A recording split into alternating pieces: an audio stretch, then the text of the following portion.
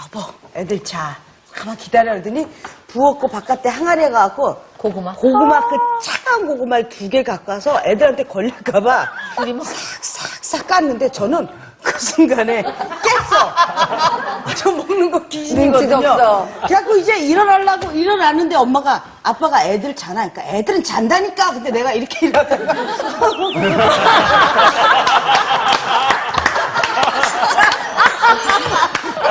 야, 그거 진짜 잊혀지지가 않아. 네, 영신 씨가 말씀하셨지만 지금도 그 한의에 되는 게 뭐냐면 상처를 줄 수는 있지만 그게 상처였다고 생각이 들 때에는 진심으로 사과하는 과정이 사실은 우리가 많이 생략되어 있더라. 왜냐면 그때 제가 성격이 되게 안 좋을 때 그래서 밥 먹다 한테 때렸어. 누구를? 누굴 때렸겠어요? 우리 큰애를 때렸겠지. 애를 때렸겠지. 근데 딱 때렸어. 근데 그게 계속 남아있는 거예요. 그래가지고 몇 년 뒤에서 캐나다에서 밥 먹으면서 야, 옛날에 아빠가 밥 먹다가 때린 적이 있는데 정말 미안하다.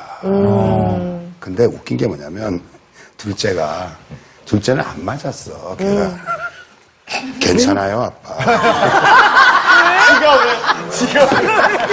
그리고 자기도 맞았던 거야? 맞은 놈은 아니야. 둘째 안 맞았어요.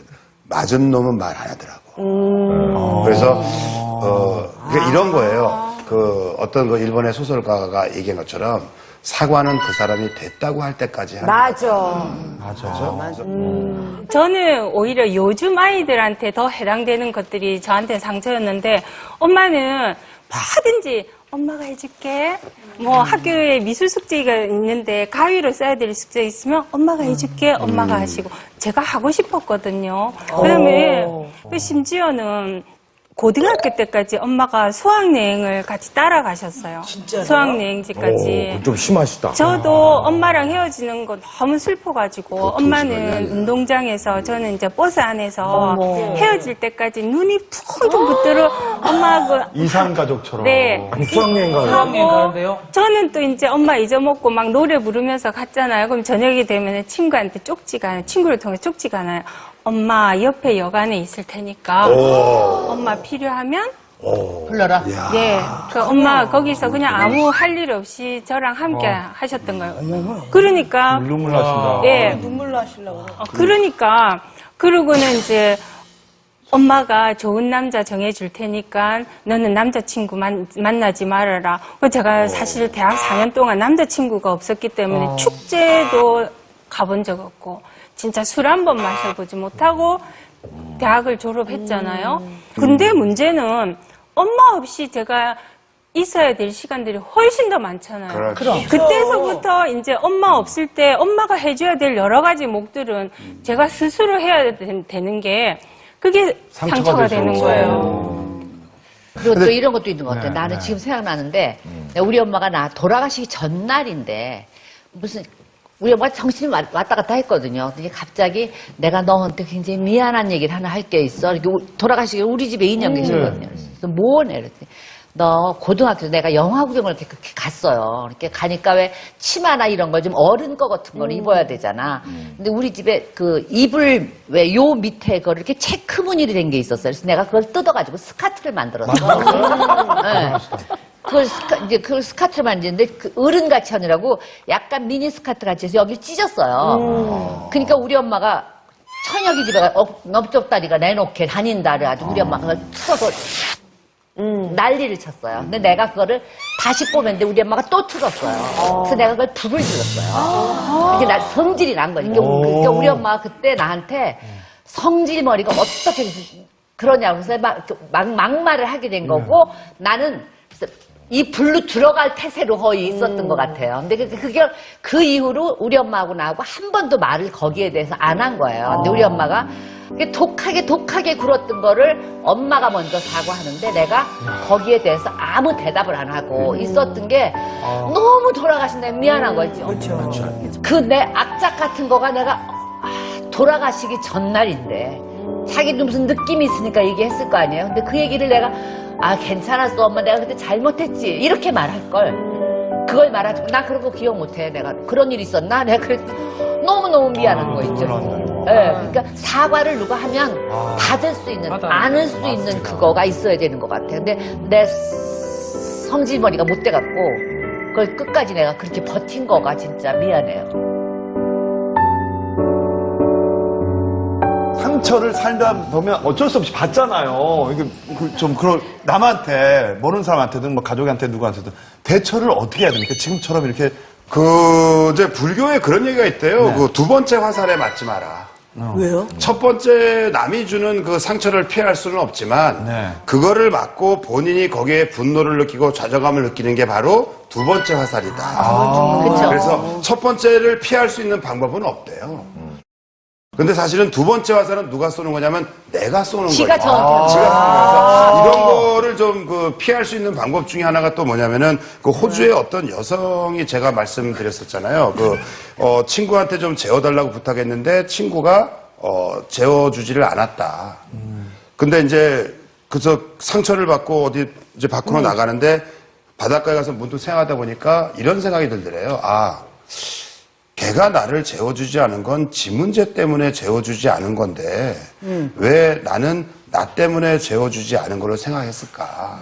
그런 게 이제 중요한 게 뭐냐면 자기 위로 기능을 좀 강화하면서 그리고 약간은 싸가지 없게 그렇죠. 약간은 건방지게 약간은 그쪽에다 되치기로 욕을 하는 요런 어떤 심리를 조금만 우리가 갖는다면 그런 상처에 대해서 우리가 조금 더 자유로워질 수 있지 않을까. 부장님, 전 질문이 있는데요. 남편이 저를 귀엽다고 자꾸 저한테 제가 싫어하는 말을 자꾸 하고 또 다른 사람한테 우리 마누라는 이래요. 뭐 저도 오리궁둥이거든요. 그러니까 우리 마누라는 오리궁둥이에요. 네. 그 우리 마누라는 오리궁둥이에요. 그리고 제가 뭐 집에서 뭔가 실수한 거 있으면은 귀엽죠. 그 말은 절대 밖에 나가서 하면 안 돼요. 이러는데도 그거를 자기는 귀여우니까 자꾸 하는 거예요. 저는 하지 말라고 했잖아요. 그래서 저는 그 말을 하면은 상처가 되거든요. 근데 남편은 자기 눈엔 그게 귀엽다고 자꾸 또 하는 거예요. 그럴 때는 어떻게 해요? 지금 똑같아요. 한서희 씨하고 똑같네요. 딱 두 마디 똑같네요. 하면 됩니다. 네. 저도 50이잖아요. 그러면 이 여보라는 말에 굉장히 무게가 있어요. 그런 여보? 얘기를 할 때 눈을 보시고 여보 여보? 죽고 싶니? 그 사이 땡땡땡땡을 그냥 한마디에 담아서 숨쉬기가 귀찮니? 라는 표정으로 이번 사건을 박지현 변호사가 맡으셔야 될 것 같은데요. 협박. 협박이에요. 용서 하나 더 합시다. 저는 사실은 누가 저를 그렇게 같은 말로 놀린다든가 뭐 상처 주는 말이 이렇게 거듭될 때 사실 그냥 웃으면서 그냥 그럼 넘겨요. 넘어가요. 맞아요. 뭐 들을 만하니까 못 들은 척 하는 게 낫지 정말 않나요? 중요한 얘기했어요. 이거 정말 제가 중요한 방법 해먹은 같아요. 얘기했는데 예. 사실은 그 사람이 말한 게 문제가 아니라 그 말에 대한 내 반응이 어떠냐. 그렇죠? 그래서 그 반응을 내가 좀 좋게 만드는 방법이 사실은 자존감을 키우는 방법이다. 그렇죠. 그때 무슨 책을 봤어요. 그때 중국 속담인데 원수를 갚는 것은 10년 후에 어떻게 갚을까 생각을 해도 늦지 않는다. 그게 있는데 내가 정말 용서할 수 없는 일은 내가 보면 우리가 억울하면 출세하라 그러잖아요. 억울하면 너보다 낮으면 돼. 억울하면 너보다 낮으면 네가 감히 나한테 그렇게 못해. 딴 건 없는 것 같아요. 근데 우리는 내가 너보다 못 똑똑하면 내가 그냥 잡지라도 하나 더 읽어서 명강의 있으면 그거라도 들어서 나를 자꾸 만들어서 네가 감히 나한테 그렇게 못하게 만드는 내가 나를 이뻐하는 게 가장 중요하고 저는 그런 것 같아요. 어떤 사람을 방송에서 보면 정말 되게 못됐는데 지가 일은 잘하고 추세도 진짜 잘해. 근데 세월은 권력이 30년 안 가듯이 30년 못 가요. 그러면 내가 48년 다니면서 뜨는 사람도 봤고 가는 사람도 봤잖아요. 누구든지 가라앉아. 가라앉은 다음에 어떻게 할 건데 주위에 아무도 기댈 사람이 없게 돼요. 다 상처 준 사람만 있으니까. 그러면 우리는 다 그땐 지성이니까 우리 다 묵묵히 있어요. 너도 세상에 있었나? 그러면 그냥 지나가면 되는 거지. 그러니까 그거를 굳이 내가 동쪽으로 돼서 피를 미칠 필요는 없는 거야. 난 여기다 순간 박수 보내드리겠다. 야 방송 48년을 해오시면서 정말로 느끼시고 상처 받으신 거를 그거를 저 해탈하셔서 이걸 방법을 깨우치신 거예요. 우리 한서희 씨 오늘 함께 얘기해 보면서 본인이 이제 많이 속상했던 것들 얘기도 하셨는데 들어보니까 다 각자의 삶에서 우리 똑같이 대한민국에서 살고 있지만 상처도 다 받았다는 거 들으셨죠? 네. 어떠셨는지.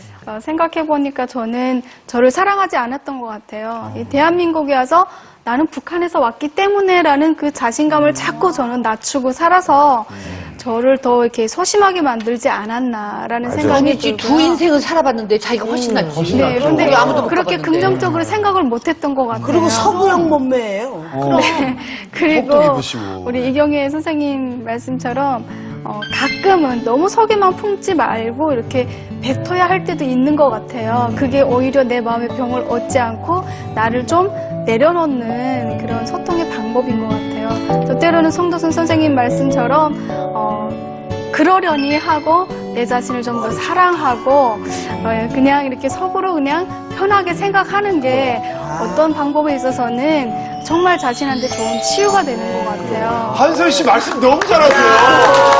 정말로.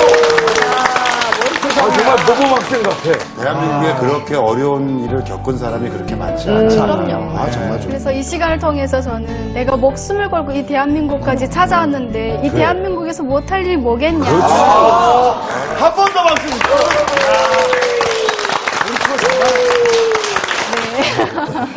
자, 오늘 석가탄신일인데요. 오늘이요? 부처의 마음으로 정말 부처님의 마음으로 우리가 좀 더 너그럽게 오늘 하루만이라도 좀 넉넉한 하루를 보내면 어떨까 하는 생각이 들어요. 누나, 전 다 용서해요. 용서할 게 없어요, 사실은 누님은. 얼마나 잘 웃어주시고 우리 누님은 지난번에도 밥도 다 사시고 아우. 나보러 계속 사라고만 안 그랬으면 그러게 좋겠어. 말이야. 한번 샀으면 좋겠어. 아니야. 부처님의 우리- 마음을 아니에요. 솜씨도 한번. 아니야 누나 그런 건 진짜 부담스러워. 내 손 놓을 거야. 우리 다들 화합하는 마음으로 오늘 마무리 짓도록 하겠습니다. 네, 고품격 토크쇼 고스타 다음 주 월요일에 다시 찾아뵙겠습니다. 여러분 고맙습니다. 감사합니다. 수고하셨습니다. 진짜 오늘도 최고. 수고하셨습니다.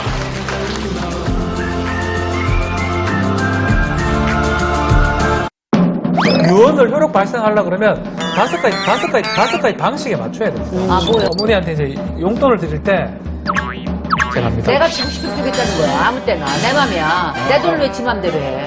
그럼 부채야, 당연히. 그럼 저분을 엄마로 안 두고 다른 분을 생각해.